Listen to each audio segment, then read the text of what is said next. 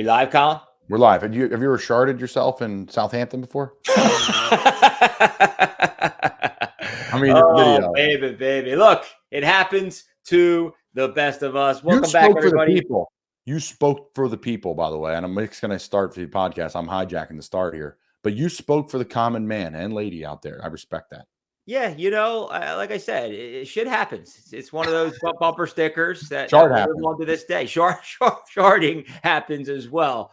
But hey, let's get back on track here. Why we're here. Appreciate everybody tuning back in. Another episode of the Samboner Show, a location episode. So a little context here, Samboners. Colin and I roll out a different location episode each month here. This is roughly our, I want to say 10th or 11th location episode. Just recently, we highlighted all things Doylestown, Pennsylvania. Shout out Bucks County.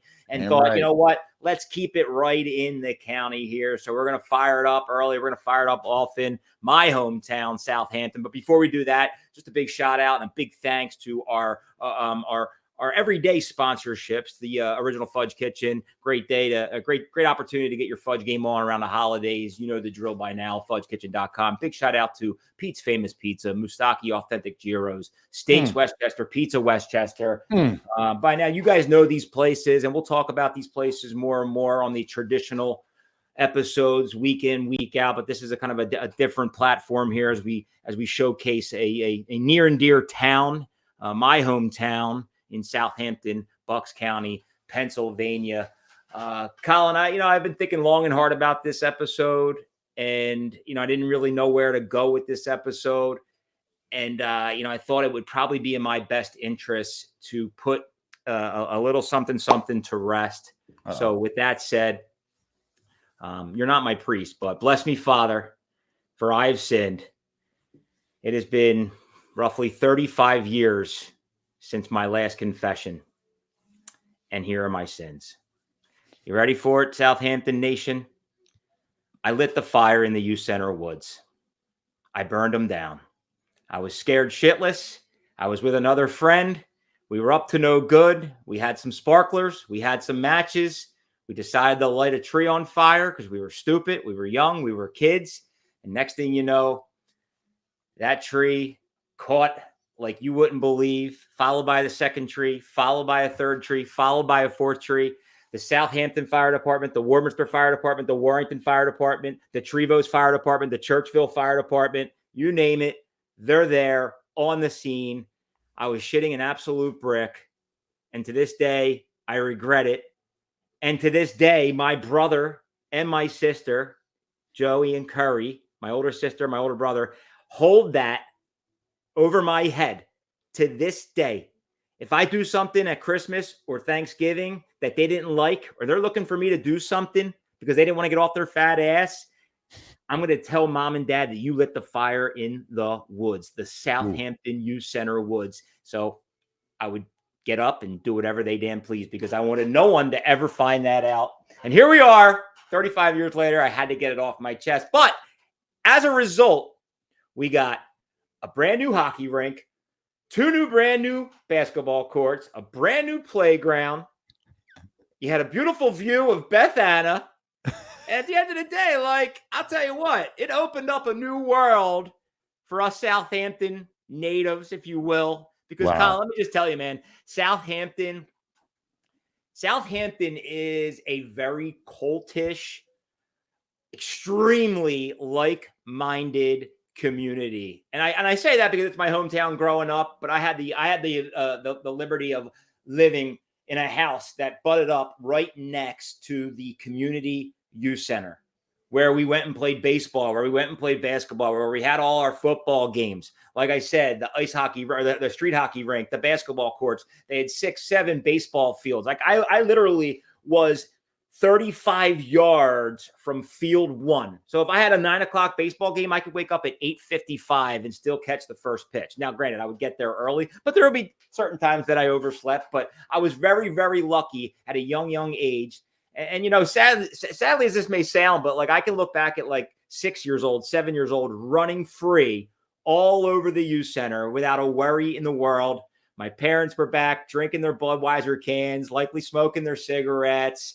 But like at the end of the day, like back in the late 80s, we lived such a different life than we do today. These kids do today. So I am very fortunate to have grown up in such a tight-knit community with so much of a supporting cast around us, like families, friends, like everybody knew everybody. And I'll get into that as we continue to kind of dive down Southampton. But this is a special episode for me, a very near and dear episode for me. And holy shit, man, there's no better experience going to the youth center, playing stickball, playing wall ball. Like, dude, those 2 new basketball courts, thanks to me, no, I'm just kidding, created some of the best stickball games of all time, dude. We did the one bounce tennis ball with the stickball, usually the end of a broomstick, if you will, or maybe a stuffed wiffle ball bat. And we used to fucking crush these balls over the tennis courts or into Beth Anna. And like, I can remember like it was yesterday, dude. Yeah. Yesterday. Well, that's the beautiful part, how fortunate you and I are to be able to grow up in Bucks County, Pennsylvania, right? Because we're able to literally walk, ride your bike, and so many other worries in this world didn't come into our heads, or really our parents' heads, if you will. I was able to go ride my bike around crazy neighborhoods, Cold Spring Creamery Road. This is like Toolstown stuff now, but like just for hours. And this wasn't too long ago, right? This is like 2010, right? So there's a lot of things like that where I was able to play baseball and basketball and the after school programs and all that stuff because it cultivated my sports love. I know it had for you massive impact. Like imagine if you didn't live next to that, like you played every sport. Oh yeah, no, we honestly every waking hour, Saturday, Sunday, all sports. There was no better place. And unfortunately, like this day and age, we don't really have that luxury to just kind of drop your kids off at just kind of one centralized location. At least my district doesn't have that. Yeah. But you bring up a great point too. Like, you're a football player through and through. I grew up playing for the Southampton Knights. I was going to wear one of my jerseys for today's pod, but I didn't. Shout out to OG Pat Feely. Hooked everybody up, all the OG Samboners, with a Southampton Knights jersey, customized jersey on his wedding day. Wow. But, dude, like back in the day, we played football every single weekday night, 6 o'clock to 8 o'clock, Monday through Friday.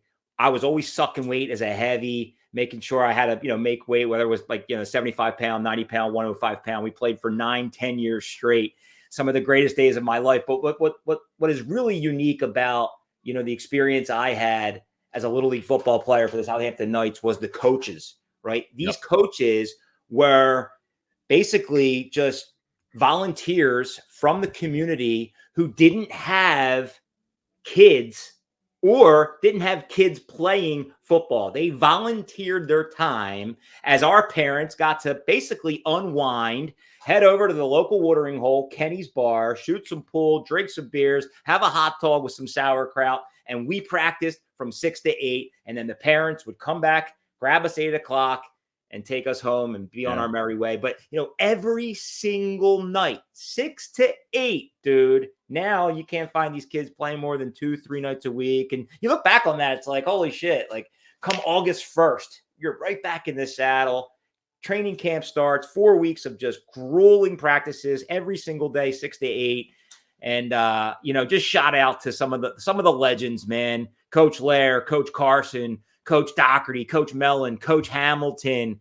Like these guys wore it on their sleeve. Southampton Knights football meant everything to them. Everything. I was fortunate to play for Our Lady of Mount Carmel Romans football. Doylestown. And you're 100% right. Those people have massive impact on your life. Coach Brown, Coach Barrett, Coach White. I mean, there's so many great men and women that have invested in me as a player. And obviously I played at the highest level, but it has zero nothing to do with it. Where I started, my foundation, the joyous of football, was on those fields with those folks that donate. Yep. I thought, when you're a kid, you don't know. They're just coaches. But then you're older and you're like, damn, they didn't even have a kid in the program, or they don't even have a son. And you're like, think about it now as an adult. You're just showing up to something and you got your whole other life over here and you put it aside for 7th and 8th grade. In your case, maybe a little bit younger football. Like and that's why I talk about Bucks County, where we grew up, so fortunate. the combination of like sports, food, booze, the patriotism around your pro sports teams, a little bit of college, and the high school teams, like that pageantry, like that's a great. It's just something to be said about it too. It's Yeah. really the simple life. But these volunteers, these guys that I speak of, looked forward to it. They were there early. They never dragged in late. We were sharp, 6 o'clock, running that first lap, ending every practice with another lap. And when practice was over, we would hang out afterwards and just, throw the football around. And then on weekends, dude, we would just like crush the local neighborhoods on our bikes, on our rollerblades. Like it's just, it's again, man. Shout out Willow Street. That's where I grew up. And then my mom lived in the Dorchester Apartments, dude. Like the Dorchester Apartments is so legendary because it's where everybody lived or everybody hung out. Everybody played pickup football. We would crash in their pool. My sister lived there. My mom, like I said, all kinds of other Southampton natives. Just it's crazy to look back on what we were able to do as kids versus what these kids are doing today. So again, like Southampton is the ultimate cult. And, I think that the heart of it really all stems from Kenny's Bar, man. Shout out to Vince Shields, Joe Shields, and their father, Kenny, who my dad partnered with to essentially pick up great Phillies tickets, a full season ticket Philly plan since like the 70s with those three guys.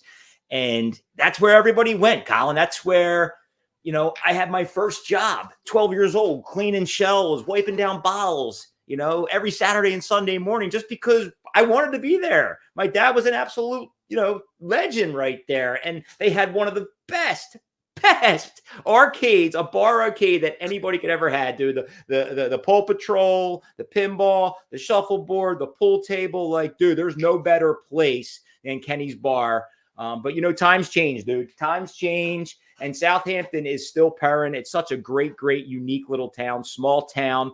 And fast forward, I'm actually wearing, shout out to Kenny's. I'm wearing, this vest I'm wearing is probably 25 years old. Still going Kenny's strong. Bar, baby. How many rounds Bar. of golf did you wear in that thing? They used to have a golf outing. I think that's what they did. They give these out during the one golf outing. And I've been holding true to it ever since, baby. How many bars have a golf outing?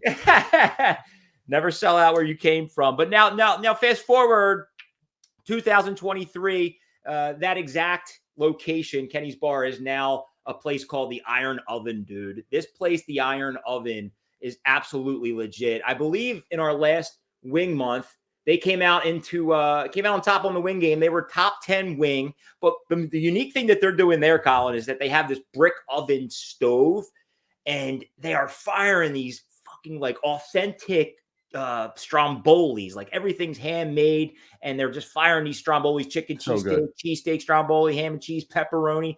Dude, nice little dining area. Place is packed. Everybody's grubbing on good strombolis, great wings. And then they have this really cool place in the back where they have like the garage doors that pull up. Great little atmosphere to watch the games. Have a nice couple cold beers. I mean, it's a really big place, but just an awesome place to bring your family, get your grub on, watch a game, and just let loose, man. Honest to God, this place, Iron Oven, is crushing it, and they've been doing a great job for the last at least 4 or 5 years. Iron Oven. That's another spot I'm gonna have to check out. That's the thing too. As we get to this hyper competitive food world we're in, it's like where we're from is so much pizza, pasta, stromboli, Italian hoagie. It's crazy, dude. How are we supposed to say? I get Why not? Dude, I ride the bike for an hour when I ride it now. I used to ride it for 15 minutes of warm up and then lift, but now since I've become a Samboner full-time, part-time, whatever you want to call it, I ride the bike for an hour, 3 days a week. And then I go lift, then I go run, then I sit in the sauna. So it's nut house sauna. I need a nice steam bath. Oh my God. That's the one thing I do miss is the steam room. Oh, dude, I love full steam, shower, boom. So like, like the cool, like the crazy part about like doing this episode and just kind of just reminiscing on Southampton and just kind of where you're from is like just looking back on, there's places today. And I'm going to talk about Berardi Brothers because they just came into Southampton. But prior to Berardi Brothers was the legendary Cecil's Hut. And that's where everybody went to get their pizza. And there was actually like there was a trail that you would take from the youth center that was like a dirt trail that led back to 2nd Street Pike. You'd make a right on the 2nd Street Pike and you'd head over to the Thrift Drug where you'd get all your sparklers and matches. No, I'm just kidding. And then right next to it was the Cecil's Hut. Now, fast forward 30 years, dude, shout out to Berardi Brothers, man. There's no better crew to take over that iconic location than Mike and Nick Berardi. Such a fine, long history of being in the business. Their family's unbelievable family. I got the chance to meet their dad, who kind of helped Mike and Nick cut their teeth in this business 30 years back.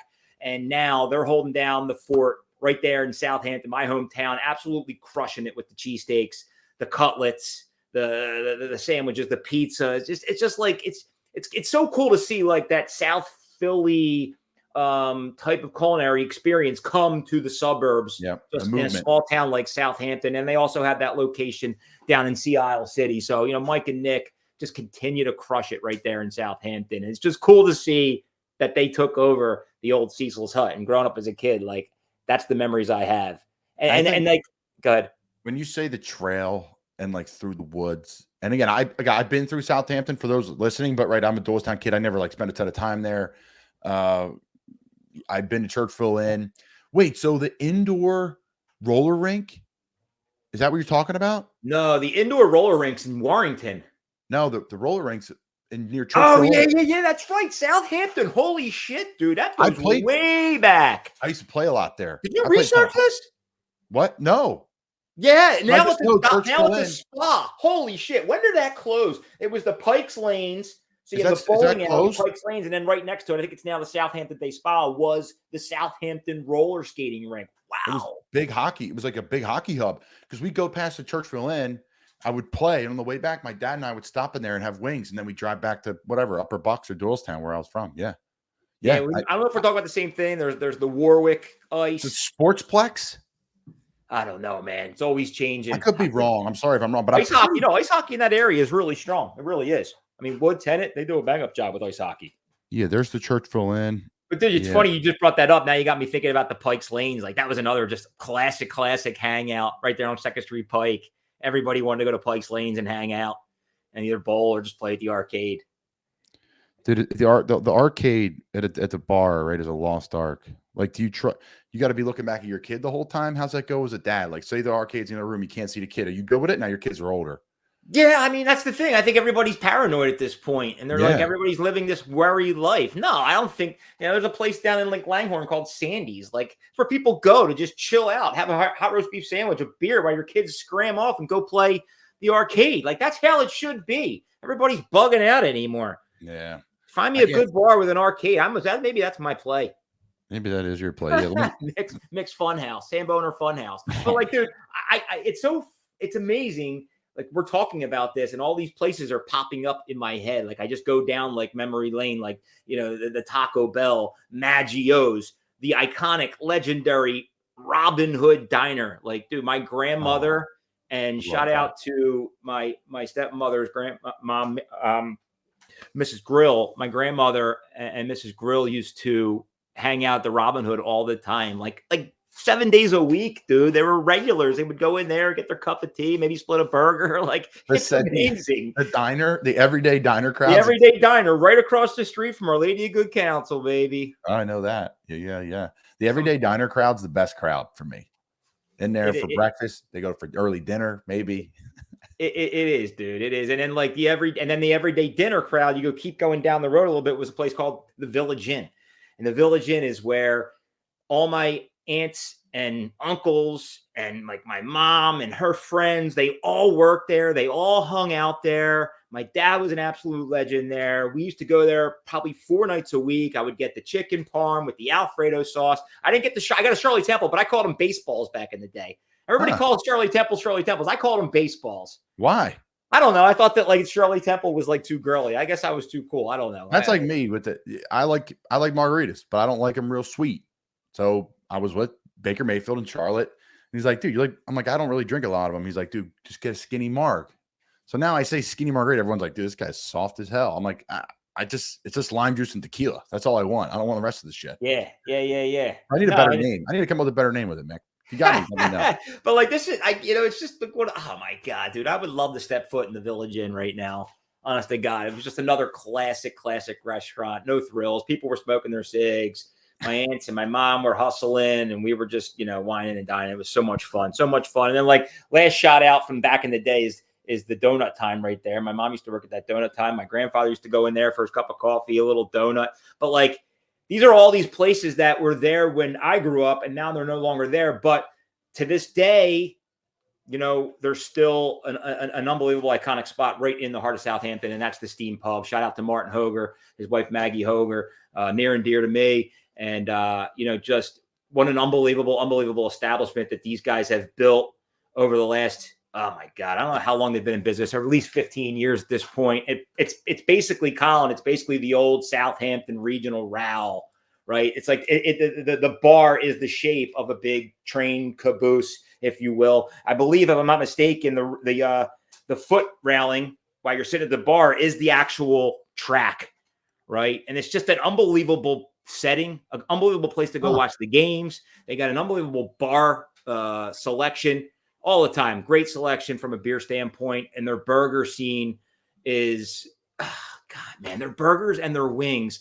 Another top 10 wing joint. Dude, Bucks County's representing cheesesteaks and wings. I'm telling you right now. And we don't even include really upper Bucks, where I'm from. Like, because there's not a lot of people up there, and it's like tough to Samboner. It's like all these little mom and pop spots, like up and down the Delaware River. We should be Samboner, like, best bars that have the best food. Because, like, the Iron Oven is one of them. And then Steam Pub, I'm telling you right now, Steam Pub has the best food. Like, their burger selection. Shout out to Was, an absolute legend. The Was Burger. They got a burger named after an absolute Southampton trio softball legend. This fucking guy, Was, Colin, used to hit the ball a country mile. I think he has a couple out there that haven't even landed yet. I'm not even kidding. He's the Jason Zombie of men's softball. Yeah. So, like, live music on the weekends. They'll get Michael LeCompte in there every once in a while. Martin himself is a musician, so it's always, a big piece to what they're doing, tying in the good, the music acts, and just, continuing to, elevate their game, not only from a, lunch and dinner standpoint, but into the night. Good late night vibe there. Steam Pub is a great spot on any given weekend. I love it. Any given weekend. And then, like, it's right across the street from Our Lady of Good Counsel, right? So if you want to go get a couple beers and then, maybe go and make a confession like I just did at the beginning of this show, just walk over, grab a booth. Father Gil, Monsignor, shout out Monsignor Trinity. No. Midnight Mass spot where everyone's in there just absolutely cooked. The place smells like a distillery. What's this? Like, is that your Midnight Mass? You go have a beer and then walk across the street to Midnight Mass, or no? It's probably, hey, man, it's not a bad idea. Not a bad idea. That's where we go on Christmas Eve. You can't, I'll tell you, you can't sell out your parish. You can't sell out where you came from. It's a good tradition just to go, back to where it all started for you. So it's nice. You do a little Christmas Eve mass there. Then you head over to my dad and Desiree's house for a nice Christmas Eve party. And just like that, we're rocking and we're rolling. We're rolling. Samboner. We're right around the corner, man. This is going to come out today, December 14th. Man. They knocked that out. They knocked that. They knocked that Taco Bell out, by the way. I just recalled. After every day of school, we used to go over to Taco Bell. What was your order, Mick? Two soft. That's a good question. Very good question. Thank you. I always went with the 2 soft taco supremes and 2 Mexi melts. Now they don't even have the Mexi melts anymore, which is a total crime. It's pretty much when I stopped going to Taco Bell. I used to go to Taco Bell all the time. When they stopped doing the Mexi melt, I kind of lost the love for it, honestly. McDonald's is bringing back the snack wrap. I'm jacked about it. They got rid of it because workers complained there was too much work to put in. Oh my God. What else, man? I'm trying now. I'm just kind of like going now. I'm like making turns. I'm driving, and I drive a lot. Obviously, my parents still live there, but the Churchville. Wow, the Churchville Inn. Have you ever been there? Yeah, that's what I'm saying. I used to stop there on playing hockey back in the day. Yeah. So that's Churchville, same zip code, but it's Churchville, PA, not Southampton, PA. I'm sorry. Yeah, they're known for good ribs. Yeah, that's a good spot. I guess I consider that Southampton, but it's not. Yeah. Yeah. So then off the beaten path, last but not least, is the General, right? But back in the day, before I get into the General, was called the General Davis, man. I mean, this is where, again, everybody knows your name, but kind of like that later generational time for us when we moved into Burgundy Hills and everybody just started to kind of going right into the General. That's where a lot of my high school times, coming out of college for the holidays. That's where we would party it up. And then to this day, it's still there, but it's owned under new management called Palz. So there's 2 locations for Palz. Shout out to Edwin, man. These guys do an unbelievable job. The original location for Palz is right in the Just a Farm shopping center. Holy shit, here comes more memories. Right next to George's, right next to Ben and Irv's. But dude, Palz has been crushing it for at least 10, 15 plus years. Great spot to watch the game. They got great wings as well. Holy shit, man. Bucks County, again, like, great spot to watch the game. Great spot to take your family. They actually do have some arcades to kind of kick your kids to the curb while your significant other and yourself can kind of catch up on whatever you need to catch up on. Grab a nice cold beer, grab a cheesesteak.